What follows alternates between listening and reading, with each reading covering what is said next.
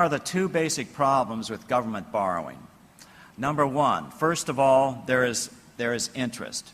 This is something you rarely hear discussed on television. Why? Because it's such a huge number. In year 2013, the U.S. will pay about $450 billion, that's billion dollars of interest on a $17 trillion national debt.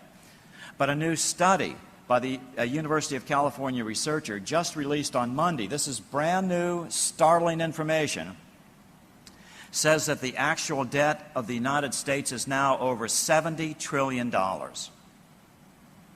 The new figures compiled by Professor James Hamilton adds for the first time the government's support for housing and other loan guarantees, deposit insurance, actions by the Federal Reserve, and government trust funds.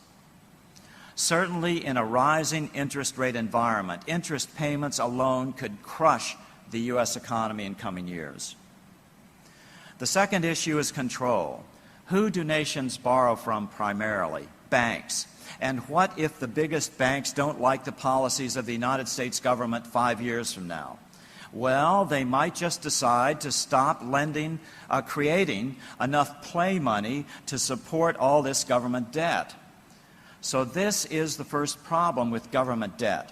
Remember the proverb, the borrower is servant to the lender. If government is the borrower, it is no longer sovereign.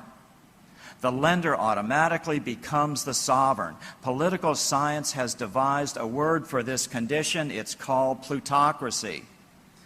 One thing is for certain, no truly effective legislation to diminish the power of the biggest banks can ever come out of a legislature that is borrowing from these same banks. So in order to have any shot at developing a Solonic structure where you effectively cut the control of government by banks, your government cannot be allowed to borrow, not 1 lira, never again from anyone. So now we come to the fourth point, the money creation power. Even if your country is not borrowing, there is still a big problem if your banks practice fractional reserve lending. Why? Because this means banks create the vast majority of the nation's money, and guess what? In the U.S. and the U.K., that's about 97% of the money supply. Banks are corporations, and corporations are required to maximize their profits. What does this mean? It means that banks will never operate in the public interest. It is impossible for them to operate in the public interest. Therefore, you cannot give them the money power. You have to return banks to full reserve lending.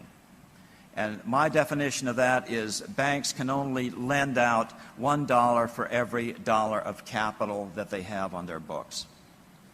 This does not mean nationalizing banking. I agree with Irving Fisher, head of the Chicago School during the Great Depression of the 1930s. Nationalize money, but do not nationalize banking. We need commercial banks. They provide services we all use every day.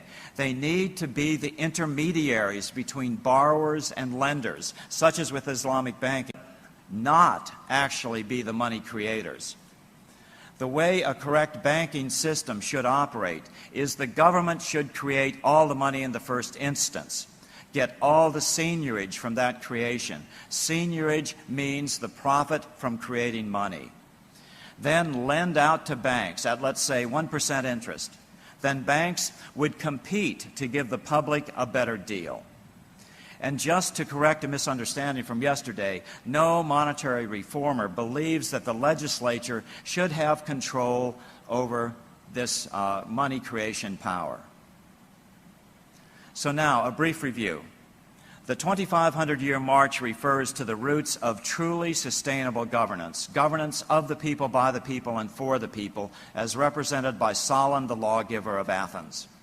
Number two, over-consolidation of power kills sustainable governance because it kills buy-in from the public. This is a tremendously underappreciated feature. National debt National debt is killing national sustainability in two ways. Number one, the interest is sucking the life out of their economies, and number two, the control factor exerted by the lender ensures that the problem cannot be fixed by legislation.